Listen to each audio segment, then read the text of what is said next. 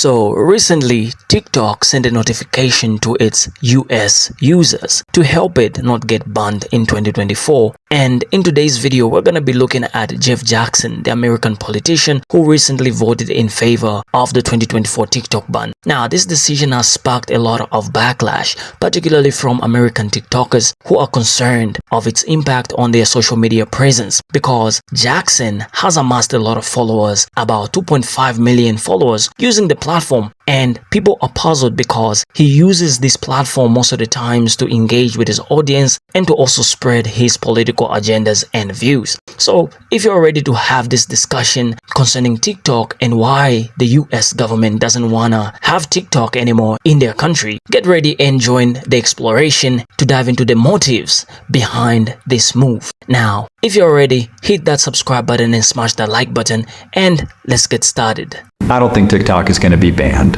There was a bill to ban TikTok last year, but it didn't pass. It didn't even get a vote. TikTok may be sold to another company, but it'll continue to operate. The bill that just passed the House was about telling TikTok they have to sell to another company.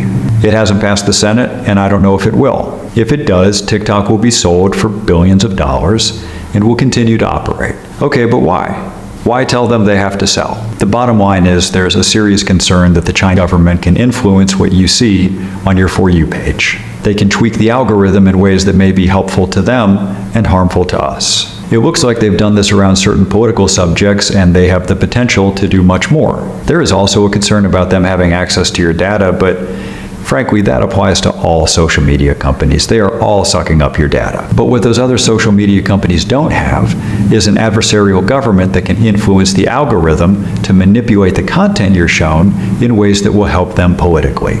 That's a difference, and it's a big one. TikTok is owned by a company based in China, and China has a national security law that gives its intelligence services a lot of power. So if those services show up at the door of TikTok and say, hey, you have to change the algorithm for American users in these specific ways, TikTok has to comply. The effect could be subtle, but persistent. We got a big example of how that power could be used last week, and it wasn't subtle. A huge pop-up notification validated everyone's concerns. It didn't mention anything about the actual intent of the bill, which is to force a sale and allow TikTok to continue operating.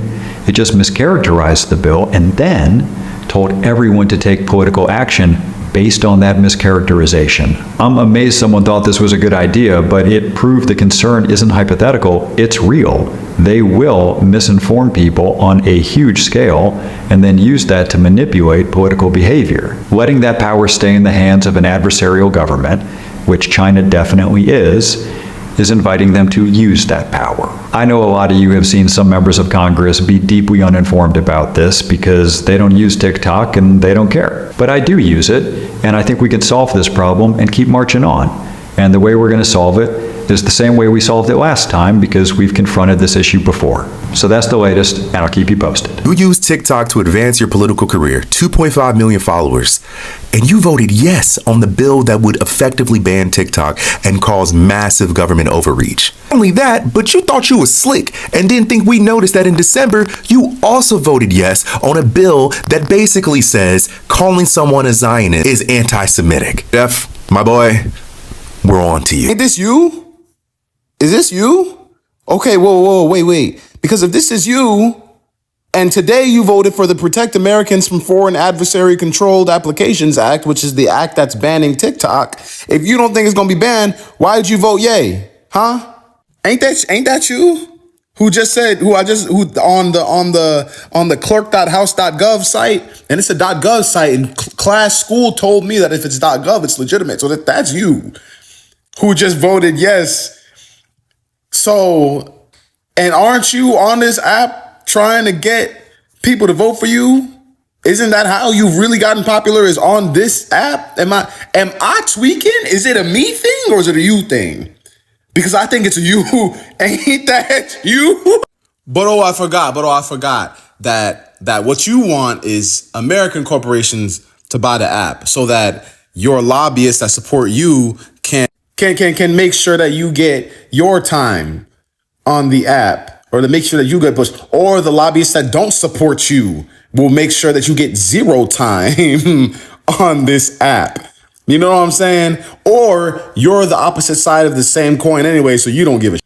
Either way, that's you, and you get flamed in your. You should ought to be damn ashamed of yourself. You ought to be ashamed. Hey, you race two-faced sellout. This already happened, and it wasn't TikTok. It was Facebook and Cambridge Analytica. Jeff, do us a favor. Go spray tan yourself orange and go put on a red Make America Great hat, because all you're doing is repeating racist rhetoric that I've heard before. You're no different than the rest of racist America. You voted yes on this bill just like you would vote yes to put Japanese Americans in concentration camps because you believe William Randolph Hearst propaganda. And I'm tired of repeating about William Randolph Hearst. So let's use the other racist example from Asian American history, Japan bashing from the 1980s.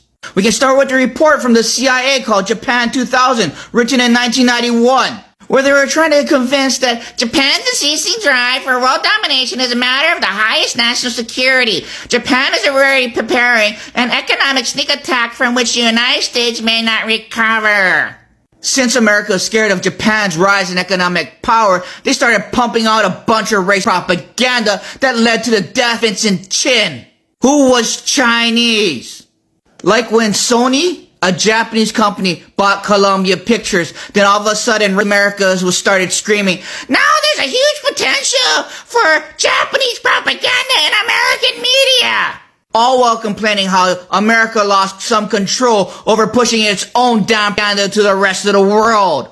Where there was this belief by race America that the war with Japan was going to be inevitable because Japan was threatening them, when the reality was race America could not handle that the United States was losing its global hegemony.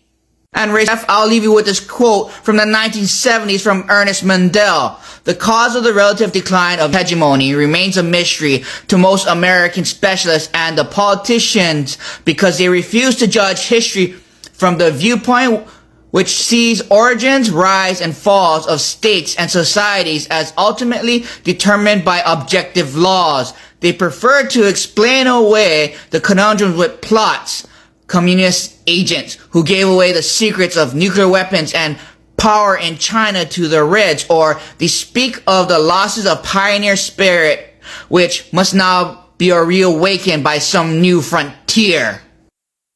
I'd like to personally congratulate Jeff here on his historic speedrun, going from one of the good ones to top of the list when we eat the f***ing writ. You use this platform to gain popularity and get us all on your side. You build your entire platform and following on the oxymoron of being an honest politician and turn around and vote yes on the bill that is going to ban this app. I mean, I gotta give it to Jeff. He put on a finick. He gave us a full TED Talk on why we need to stop idolizing politicians that don't give a f about us. This man is so he truly is. He literally voted for the TikTok ban and is sitting up there like, I don't think TikTok's going to be banned. And he goes on to say, no, it's actually to force ByteDance to sell TikTok because all your data is in communist hands. First of all, wildly and race. Not to mention that all the servers, all they're talking about, right? All the servers for ByteDance had to be moved to Oracle, an American company. So they're full of, which happened under Trump, by the way.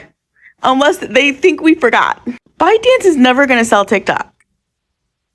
They're not going to sell, especially in 6 months. But what they can do, however, is launch a communication campaign presenting the American people as no longer a class of consumers, but a class of laborers. And saying that investing in America and the West as it pertains to consumer products, apps, technology, what have you, is a fool's errand.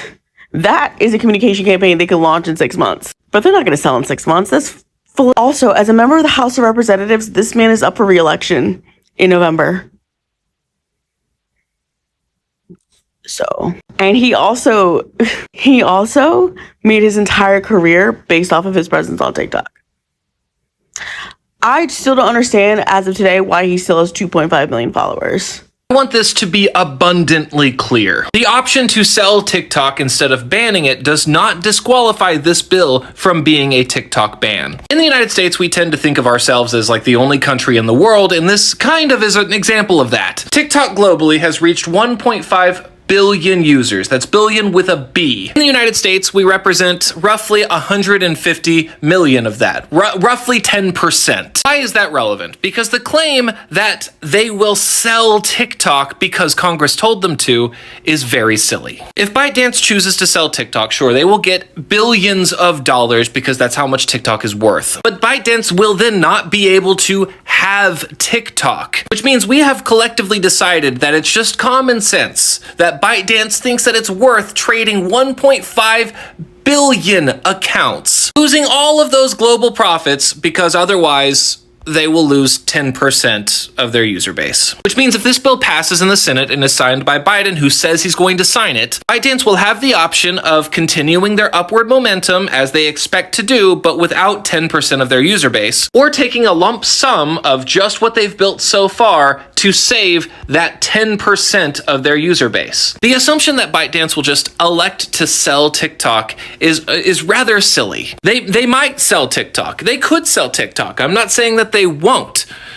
But it's not as obvious as people think it is. Anyway, if you wanted to know who voted in favor of the TikTok ban, it's everybody but these people, except for a few of them that didn't vote. If your representative is one of these people, congrats. You've got one of the few that are in favor of TikTok continuing. And just voted yes to ban TikTok. Meanwhile, he is on TikTok using the platform.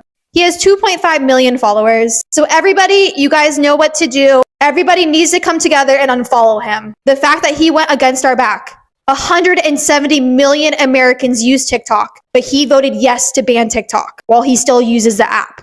I knew it. There was a reason I kept scrolling by his videos every time I saw him. I knew it. He kept on trying to sell himself as being the savior or one of the good guys in politics or on that side or whatever. And I just knew it was something fake about him.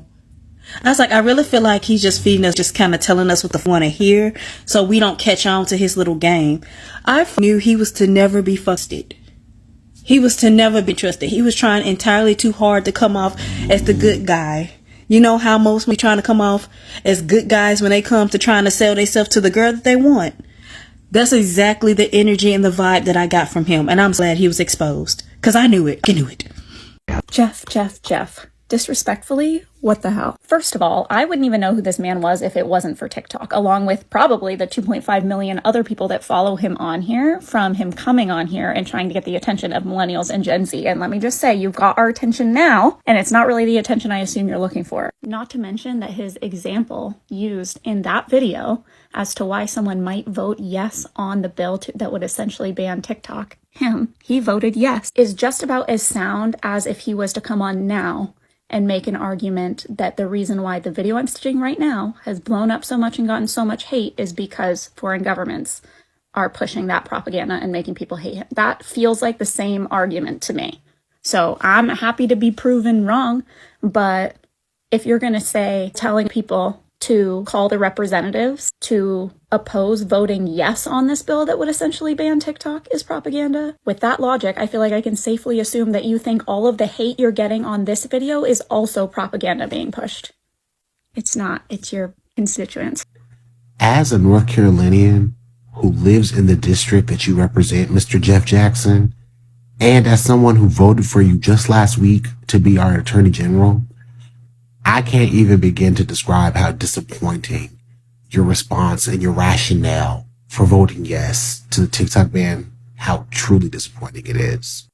Now, to provide some context for those who might not know, Jeff Jackson, he is the current representative for North Carolina's 14th district, of which I live in. And he basically, without admitting that he voted yes, he explains what the bill is and why he thinks it's a good idea. You used the word mischaracterization, and I thought that was very fitting because I think there's a lot of mischaracterization going on right now in regards to this bill. Jeff, you claim that this pop-up ad that was seen by millions of American TikTok users mischaracterized what the bill would do, but I'm not buying that. You see, I think what really pissed off is that a foreign party told millions of Americans to be civically engaged and actually participate in the democratic process. And that inconvenienced y'all and fell off, because we all know that once word of this TikTok ban started spreading, y'all email inboxes were blowing up and your phones were off the hook. And see, another mischaracterization of yours, this whole framing this bill as like protecting us from foreign influences or foreign adversaries of, the scary Communist Party that's aligned with TikTok. Okay, one, I don't know how China is our enemy when they are literally like our third biggest trading partner. We literally rely on them for trading. Secondly, you want to talk about foreign influences? I wonder to what extent that this bill existence is tied to AIPAC and other Zion lobbyists trying to diminish the amount of pro-Palestinian content that is shared amongst Americans. Because we all know that on this app in particular, there is tons of pro-Palestinian content, in spite of all of the censorship that tries to occur on this app. Another thing I think you're grossly mischaracterizing, Jeff, is that this bill would set a horrible precedent.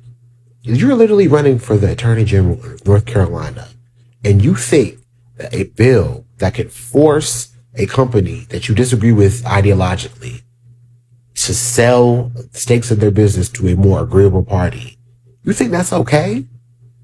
Because if that's how you feel, Jeff, then I'm going to have to reevaluate whether or not I'm going to vote for y'all in November, because this ain't it. Now that we've seen the reaction videos, many people are concerned about the TikTok ban in the US simply because it's like you are trying to get rid of the storage that you've been saving for a very long time in a game that you've been playing, and you've spent hours, completing missions, you've spent hours gathering all sorts of achievements, and then all of a sudden your mom comes in and says you gotta get rid of this game, and then you know the implications of that because you have spent a lot of time, resource in this game or in this achievement. And this is what we're seeing with a lot of American content creators, simply because they have spent a lot of time creating content. Some have even created multi-million-dollar businesses from TikTok. Some have grown their audiences on their teaching platforms using TikTok. And then this move has a lot of negative implications. You see, the thing is that as much as it can benefit the government, it is not going to benefit a lot of citizens. And then a lot of citizens are also complaining that why should the father of the state, the government in this case, be concerned mostly about banning a social media platform instead of looking into some of the socio-economical impacts that are happening in the US, such as grocery and rent hikes. Why are they not looking into these things that are affecting people on a level of basic needs? Now, let's get deep into the breakdown and see some of the points that we have here. Now, just as we've mentioned in the beginning of this video, Jackson, even though being a TikToker himself, who's gathered about 2.5 million followers and also 30.7 million likes, is rallying behind the TikTok ban in 2024, despite the fact that he uses it most of the times to engage with his people and talk to them. And he's also gained about 63 million views, despite the fact that he has about 730,000 people that he represents in his district. So just see the impact that this man has on this TikTok platform. This is a prime example of what we always talk about on our channel, how most people are not appreciative and how they lack that gratitude sense in them, whereby no matter what good you do to them, they will never appreciate your efforts. And this guy just proves that we are right when we say that.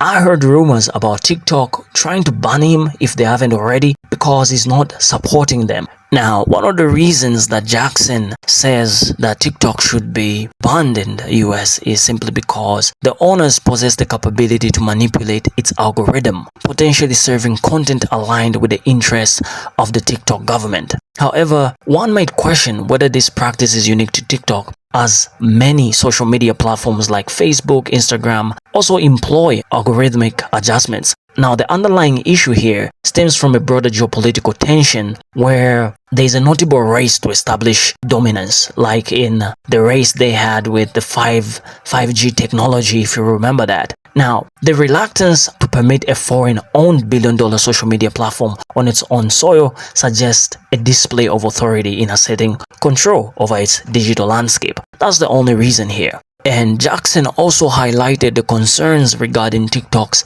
data collection practices. I think by now you're all familiar that almost every social media platform gathers our data. Even as we are streaming this video right now, they are gathering our information. It's not just TikTok. And why didn't they just continue with the practice they had to prohibit government-owned devices not to install TikTok on their devices? You can't blame the TikTok government for that. That stemmed from the lack of discipline that most officials did not portray, you know. You can't blame the TikTok company simply because all of their officials have TikTok installed on their accounts now. And we can also see this from the commander-in-chief himself. He also has TikTok, right? He also has an official TikTok page. So you can't blame the TikTok company for that move and for data collection. With that being said, I believe that one of the solutions that has been suggested for this is to sell part of TikTok to some American companies, I think. Now, that move, as bold as it sounds, it can have some potential consequences, especially for the citizens. We're talking about surveillance, we're talking about influence of perception, we're talking about all those, you know.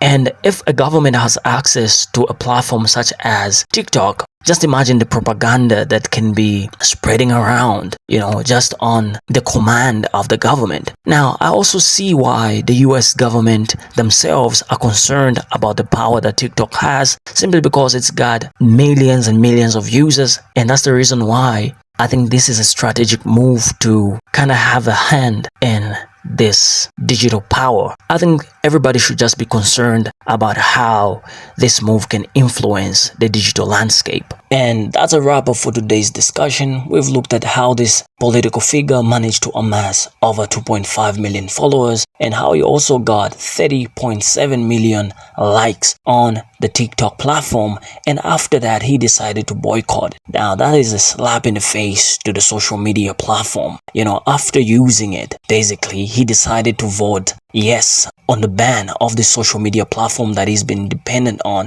And I think with those details, it's safe to say that it's one of the platforms that he uses the most, right? And we've also seen how the people that voted for him previously are now deciding not to vote for him again because of this move. You know, when the people say, they're supposed to do what the people say. And in this case, he is not representing a lot of people's views. He's just standing in for himself and the benefits that might come with this rally behind the vote against TikTok. And this is also an example of how these political figures tend to change after people have voted for them. They change their agendas, they change their previous political stances and statements that they made in the past. With that being said, my viewers, I would love to hear your thoughts in the comments. Do you support the government's decision to ban TikTok? And if you found today's discussion enlightening, please don't forget to like, share and subscribe. Until next time, thank you for watching and I'll catch you in the next video.